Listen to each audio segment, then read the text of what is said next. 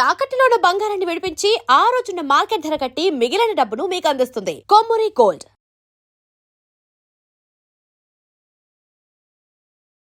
నమస్తే, welcome to our channel.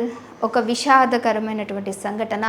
Telangana ఉద్యమకారుడు, నర్సంపేటకు సంబంధించి మాజీ ఎమ్మెల్యే అయినటువంటి బీఆర్ఎస్కి నిజంగా ఒక రైట్ హ్యాండ్గా ఉన్నటువంటి వ్యక్తి సుదర్శన్ రెడ్డి గారు మృతి చెందినట్లు ఇవాళ అంటే ఎర్లీ మార్నింగ్ 12:15కి డాక్టర్లు ప్రకటించారు. సో ఈ వార్త విన్న వెంటనే భార్య అలాగే పిల్లలు కూడా కన్నీరు పర్యంతరమయ్యారు. ఇదే ఒక విషయంగా చూసుకుంటే అభిమానులు అలాగే బీఆర్ఎస్ నేతలు అందరూ కూడా సో ఆయన మరణ వార్తని ఎవరు కూడా తీసుకోలేకపోతున్నారు. నిజంగా ఆయనకి 49 years, చిన్న ఏజే. బీఆర్ఎస్ కోసం నిజంగా ఎంతో శ్రమించి బీఆర్ఎస్కి ఏదైనా సమస్య ఉంది అన్న ఏదైనా మాట్లాడే విధంగా అయినా సరే అందరికంటే ముందు ఉండేటువంటి వ్యక్తే సో నరసింహారెడ్డి అని చెప్పేసి కూడా బీఆర్ఎస్కి సంబంధించిన నేతలందరూ కూడా ఈరోజు కన్నీరు పర్యంతం అవుతూ ఉన్నారు. సో ఆయన ఇప్పుడు తన స్వగృహానికి అంటే ఏదైతే నర్సంపేట పరిధిలో ఆయన మాజీ ఎమ్మెల్యేగా వర్క్ చేశారు అక్కడ ఉన్నటువంటి జనాలందరూ కూడా ఆయన మరణ వార్తని తీసుకోలేకపోతున్నారు. ఆయన ఎప్పుడెప్పుడు కోలుకుంటారా, మరలా ఎప్పుడెప్పుడు చూస్తామా అనుకున్నటువంటి వాళ్ళందరూ కూడా ఈరోజు ఆయన మరణ వార్త అనేది ఎవరు కూడా జీర్ణించుకోలేనటువంటి విషయంగా సో కన్నీరు పర్యంతం అవుతూ ఉన్నారు. ఓవరాల్గా బీఆర్ఎస్కి సంబంధించినటువంటి ప్రతి ఒక్కరు కూడా అంటే బీఆర్ఎస్ నేతలనే కాదు సో ఆయన సన్నిహితులు, ఫ్రెండ్స్, కుటుంబ సభ్యులు అందరూ కూడా అభిమానులు అందరూ కూడా ఈ మరణ వార్తని ఎవరు కూడా తీసుకోలేకపోతున్నారు. ఎందుకంటే ఈ నెల 26వ తారీఖున తన పాపను స్కూల్కి డ్రాప్ చేసి వస్తూ ఉండడం క్రమంలో కార్డియాక్ అరెస్ట్ అయినట్టు తెలుస్తుంది. దాదాపుగా ఆయనని హాస్పిటల్కి దగ్గరలో ఉన్నటువంటి హాస్పిటల్కి తీసుకెళ్లే ప్రయత్నం చేశారు. ఇదే క్రమంలో ఆల్మోస్ట్ 30 to 40 minutes లేట్ అయిపోయింది. అంటే సిపిఆర్ చేయడానికి దగ్గరలో ఉండే వ్యక్తులు ఎవరైనా సరే సిపిఆర్ చేస్తుంటే ఈరోజు ఈ పరిస్థితి వచ్చుండేది కాదు అని కూడా సో నిజంగా మాట్లాడుకుంటుంటున్నారు. సో అదే దగ్గరలో ఉన్నటువంటి హాస్పిటల్ తీసుకెళ్ళిన తర్వాత దాదాపుగా 30 minutes అంటే ½ an hour వరకు కూడా ఆయనకి సిపిఆర్ చేశారు కానీ కదలిక అనేది లేదు ఎక్కడ కూడా. అయితే ఇదే క్రమంలో అక్కడ నుంచి మళ్ళీ సెకండ్ ఫ్లోర్ నుంచి ఫస్ట్ ఫ్లోర్కి తీసుకొని వచ్చి డాక్టర్స్ ఎవరైతే సీనియర్ డాక్టర్స్ ఉన్నారో వాళ్ళందరితో కూడా సిపిఆర్ చేసినట్టు తెలుస్తూ ఉంది. దాదాపుగా 40 నిమిషాలు సిపిఆర్ చేసిన తర్వాత పల్స్ అలాగే బీపీ రెండు కూడా కంట్రోల్లోకి వచ్చాయని చెప్పారు. కాకపోతే కదలిక అనేది లేదు, మనిషిలో మాట లేదు, మనిషి అంటే స్పృహలో లేరు. బట్ కదలికలు లేకపోయినప్పటికీ అయితే బీపీ ఇవన్నీ కూడా నార్మల్గా వచ్చేసే, పల్స్ ఇవన్నీ కూడా నార్మల్ ఉన్నాయనంటే మనిషి ప్రాణాపాయంలో ఉన్నట్టు, ప్రాణాపాయం తప్పినట్టే అర్థం అనుకున్నారు.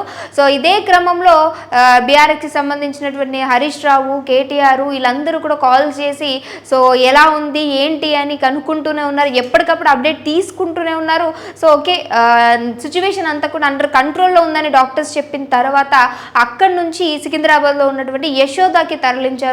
సో దాదాపుగా 4 రోజులు అక్కడే ఉండి ట్రీట్మెంట్ అందుకుంటున్నటువంటి పెద్ది ఈరోజు ఏదైతే ఎర్లీ మార్నింగ్ 12:15కి ప్రాణాలు అంటే తన తుది శ్వాసని విడిచారు అంటూ కూడా డాక్టర్స్ వెల్లడించారు. అయితే అంటే ఫారిన్ నుంచి కూడా డాక్టర్స్ వచ్చినట్టు కూడా తెలుస్తుంది. దాదాపుగా 4-5 డాక్టర్స్ ఆయన్ని ట్రీట్ చేస్తూ ఉన్నారు.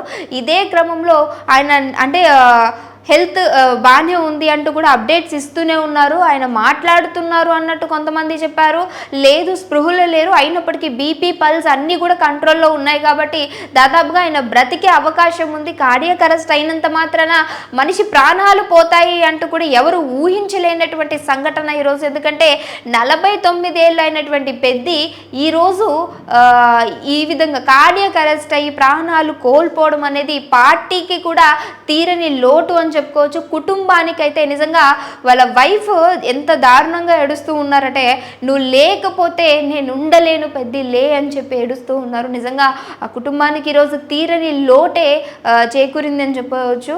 సో ఆయన గురించి మాట్లాడుకోవాలి అని అంటే ఒక ఫార్మర్ అనమాట, అంటే వ్యవసాయానికి చెందినటువంటి పెద్ది. సో చిన్నప్పటి నుంచి వాళ్ళ తల్లిదండ్రులు వ్యవసాయంలోనే వాళ్ళ జీవనాన్ని గడుపుతూ ఉండేటువంటి ఆయన ఈరోజు పెద్దిగా మనందరి అందరికీ పరిచయం అయి ఉన్నటువంటి వ్యక్తి అంటే బీఆర్ఎస్ ఉపనాయకుడు, అలాగే సో మాజీ ఎమ్మెల్యేగా ఉన్నారంటే ఇంతకుముందు ఆయన చేసినటువంటి ఏ పనైనా సరే ఎవరు కూడా వేలెత్తి చూపించే విధంగా ఉండేది కదంట. సో ఇన్ని కేసెస్ ఇవన్నీ ఉన్నప్పటికీ డెఫినెట్గా ఒక అధికారంగా ఉన్నారు అనంటే, రాజకీయ నేతగా ఉన్నాడు అంటే ఖచ్చితంగా సో ఏదో ఒక దాంట్లో ఈ కేసెస్ అనేవి ఉంటూ ఉంటాయి. బట్ ఏదేమైనప్పటికీ ఆయన యొక్క అభిమానులు ఆయన వార్త అంటే లేరు అనేటువంటి వార్తని జీర్ణించుకోలేకపోతున్నారు.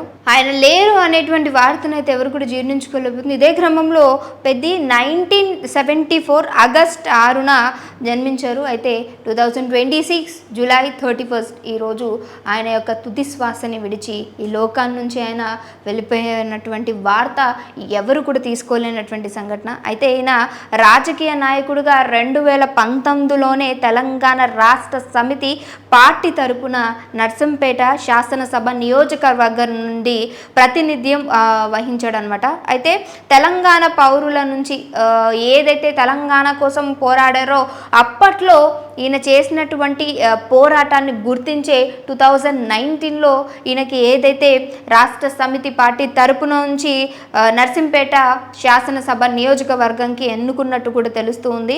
అయితే ఏదేమైనప్పటికీ ఆయన యొక్క మరణ వార్తను నిజంగా ఎవరు కూడా తీసుకోలేకపోతున్నారు. సో చాలా వరకు కూడా నర్సంపేటకి సంబంధించినటువంటి ఎవరైతే అభిమానులు ఉన్నారో ఈరోజు ఆయన యొక్క మరణ వార్త అనేది సో మేము ఎవ్వరం కూడా తీసుకోలేనటువంటి విషయం. ఇప్పటివరకు కూడా హెల్త్ అంతా కండిషన్లోనే ఉంది, ఆయన మళ్ళీ తిరిగి వస్తారు అంటూ కూడా చెప్పుకొచ్చున్నటువంటి విషయం.